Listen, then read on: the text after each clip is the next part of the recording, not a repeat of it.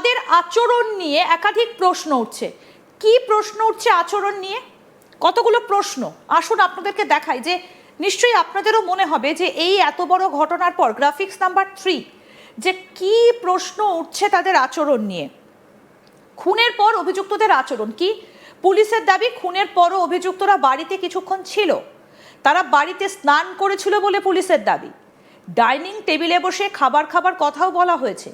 পরে গয়না নিয়ে ঘটনাস্থল থেকে চলে যাওয়ার দাবি পুলিশের। এত বড় অপরাধের পর তারা কেন ঘটনাস্থলে এতক্ষণ ছিল? পুলিশের এই বয়ানের প্রতিটা অংশ কি ফরেনসিক প্রমাণে মেলে? এই প্রশ্নটাও কিন্তু উঠছে।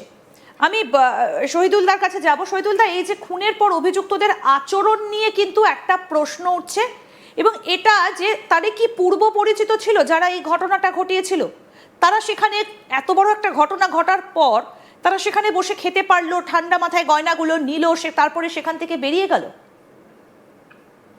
এটি তো আমি বললামই যে একটি হাস্যকর যুক্তি উপস্থাপন। কারণ এত বড় একটি হত্যাকাণ্ড, তাকে আপনি 24 ঘন্টার মধ্যে জাস্টিফাই করছেন যে এই হত্যাকাণ্ডটি এভাবে হচ্ছে। হ্যাঁ, তো এটি আহ পুলিশের যে বর্ণনা, সেই বর্ণনাটি তো আপনি বললেনই, যে হত্যাকারীরা হত্যাকাণ্ডের পর বাড়িতে স্নান করেছে, তারা খাবার খেয়েছে, তারা খেজুর খেয়েছে, তারা শশা খেয়েছে। তো এই যে এটি আসলে আহ, বাংলাদেশ পুলিশের পক্ষ থেকে রীতিমতো একটা মানে কি বলে যে নাটক সাজানো হয়েছে। হ্যাঁ, পুরোপুরি একটা নাটক সাজানো হয়েছে, এর বাইরে আর কিছু নয়। তো বেসিক্যালি আমি তো আপনাকে বললাম যে এই হত্যাকাণ্ডকে স্বাভাবিকভাবে নেওয়ার কোনো সুযোগ নেই। নিছক কিছু মাদকাসক্ত মানুষ এই হত্যাকাণ্ড ঘটিয়ে চলে গেছে, এটা আলোচনার কোনো সুযোগ নেই। এটি একটি কি বলবো যে হিন্দু শূন্য করার যে বাংলাদেশে মিশন চলছে, সেই মিশনেরই একটি পার্ট। এই যে রংপুরে শুধু যে এই গণপতি চক্রবর্তী হত্যাকাণ্ড ঘটেছে তা নয়, গত 2 বছরে রংপুরে অনেকগুলো হত্যাকাণ্ড ঘটেছে, এবং তারা সবাই সংখ্যালঘু সম্প্রদায়ের লোক। একদম এবং একদম দাদা, আমি বাংলাদেশে এখানেও আপনাকে একটু থামাচ্ছি, যে এখানেও কিন্তু কতগুলো প্রশ্ন উঠছে যে যারা নিহত এবং যারা অভিযুক্ত তারা সকলেই একই সম্প্রদায়ের। প্রশ্নটা এখানেই যে একই সম্প্রদায় কেন? তাহলে কি একই সম্প্রদায়ের মধ্যেই এই রাগটা ছিল? আসুন আপনাদেরকে দেখাই যে কি প্রশ্ন উঠে আসছে। দেখুন 4 নম্বর, নিহত পরিবারটা হিন্দু, গ্রেফতার 2 যুবকও কিন্তু হিন্দু, তাই অভিযুক্তদের বিরুদ্ধে প্রমাণের শক্তি নিয়ে প্রশ্ন উঠছে। শুধুমাত্র পুলিশের প্রাথমিক বয়ানের ভিত্তিতেই কি গ্রেফতার, নাকি তাদের বিরুদ্ধে রয়েছে স্বাধীন এবং বৈজ্ঞানিক প্রমাণ? সাম্প্রদায়িক বিদ্বেষের সম্ভাবনাও তদন্তে খতিয়ে দেখা দরকার। পাশাপাশি ব্যক্তিগত শত্রুতা, সম্পত্তির বিবাদ এবং লুঠের সম্ভাবনাও কিন্তু দেখতে হবে। এবং এই মুহূর্তে দাঁড়িয়ে আরও একটা প্রশ্ন আমি পরের গ্রাফিক্স প্লেটটাও একটু দেখাতে বলবো, সেটা হচ্ছে যে হিন্দু যুবকদের কি তাহলে বলির পাঠা করা হচ্ছে? কেন এই কথাটা আমরা বলছি? কারণ হচ্ছে নিহত ও অভিযুক্ত 2 পক্ষই একই ধর্মীয় সম্প্রদায়ের, তাই প্রশ্ন উঠছে অন্য কেউ কি হত্যাকাণ্ডে জড়িত? 2 যুবকের ওপর কি অকালেই দোষ চাপানো হচ্ছে? তবে এইটা এখনই প্রমাণিত সত্য নয়। এই প্রশ্নের উত্তর দিতে হবে স্বাধীন তদন্ত এবং প্রমাণের ভিত্তিতে। আমি এইটা একটু শহীদুল্লাহ আপনার কাছ থেকে জানতে চাই, যে তাহলে কি এই রকম কোথাও একটা যে হিন্দু হিন্দু লাগিয়ে দাও, মুসলিম মুসলিম লাগিয়ে দাও, মানে একই সম্প্রদায়ের মধ্যে বিভেদ সৃষ্টি করে দাও, এইটা কি কোথাও একটা টার্গেট ফিক্স করা হচ্ছে? দেখুন, আমি যে কথাটি বলতে চাচ্ছিলাম, যে আপনি বললেন অন্য প্রসঙ্গে চলে গেলেন, সেটি হচ্ছে যে আহ, যে ধরনের হত্যাকাণ্ডটি রংপুরে সংঘটিত হয়েছে, অর্থাৎ এই গণপতি চক্রবর্তী এবং তার পরিবারের উপর যে নৃশংস ঘটনা ঘটেছে, এটি কিন্তু ধারাবাহিক জঙ্গিদের দ্বারা হত্যাকাণ্ড যেভাবে হয়েছে বাংলাদেশে, সেই হত্যাকাণ্ডের সঙ্গে সাদৃশ্য রয়েছে। এবং যেভাবে তারা হত্যা করে, জবাই করে, ঠিক সেই সেই একই কায়দায়। এবং এখানে অতিরিক্ত ভাবে আমরা যে খবরটি পেয়েছি যে তার স্ত্রী সন্তানকে করা হয়েছে।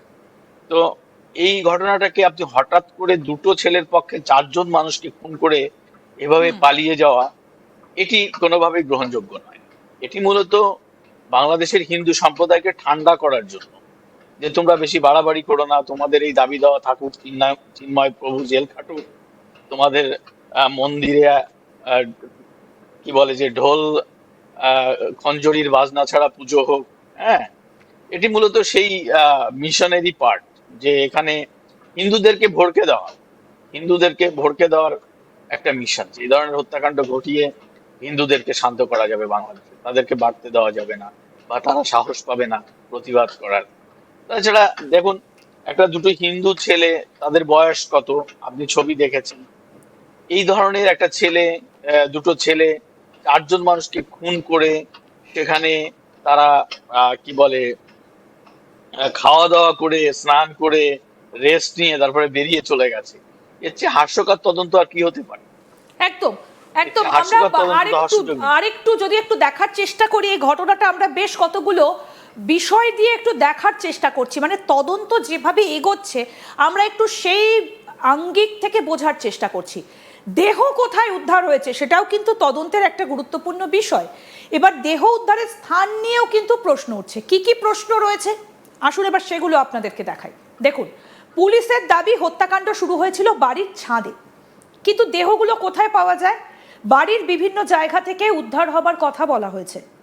কিছু দেহ ঘরের ভেতর, কিছু সিঁড়ির কাছে পাওয়ার কথা সামনে এসেছে। তাহলে আসলে কোন জায়গায় হত্যাকাণ্ড ঘটেছিল? দেহের অবস্থান কি পুলিশের বলা ঘটনার ক্রমকে সমর্থন করে?